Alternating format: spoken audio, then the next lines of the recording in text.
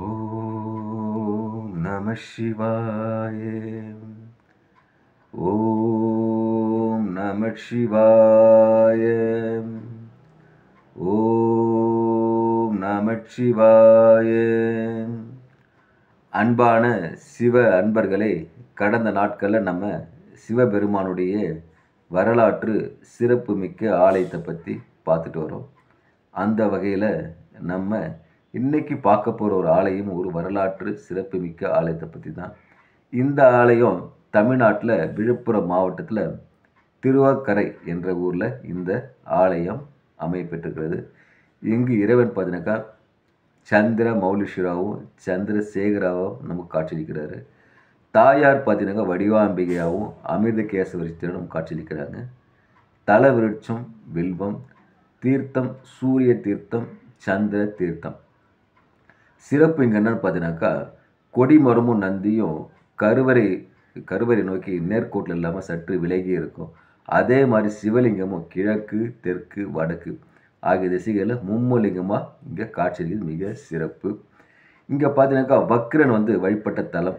வலிய கரையாக இந்த ஊர் முன்காலத்தில் அழைக்கப்பட்டது. இந்த ஆலயத்தை சுற்றி பார்த்தீங்கன்னா கருங்கல் பாறைகளான மலைகள் இங்கே உண்டு. இங்கே இன்னொரு சிறப்புன்னா வக்கரகாளி அம்மன் இருப்பது இன்னொரு சிறப்பு. வராகு நதி இன்னும் என்ற சங்கராபரணி ஆற்றங்கரை ஓரத்தில் இந்த ஆலயம் அமைக்கப்பட்டிருக்கிறது.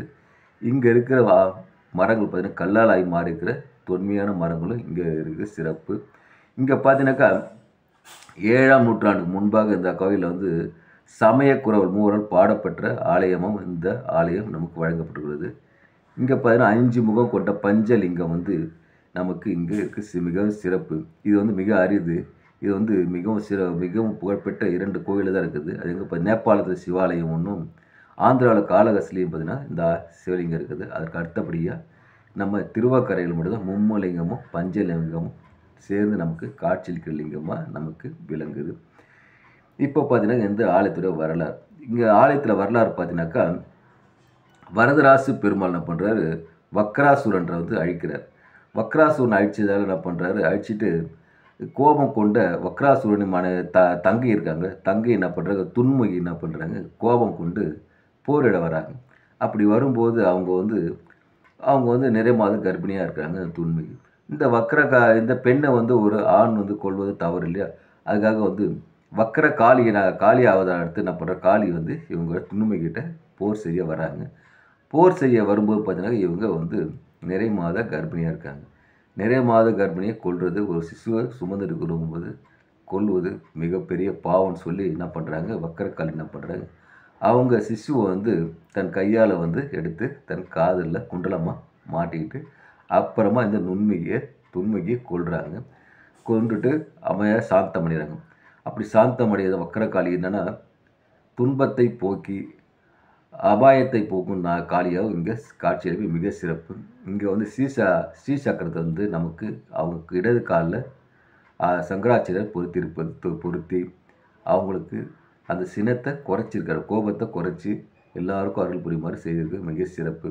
இப்படிப்பட்ட ஆலயம் இந்த திருவாக்கரை வக்கரகாளியம்மன் ஆலயமும் சந்திர மௌலீஸ்வரர் ஆலயமும் இவ்வளோ சிறப்பு பெற்ற ஆலயம் தான்.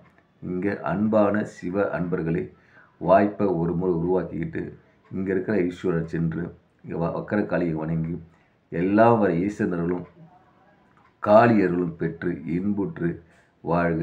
ஈசனடி தொழுவோம், இயன்றது செய்வோம். ஓம் நமச்சிவாய. ஓம் நமச்சிவாய. ஓம் நமச்சிவாய.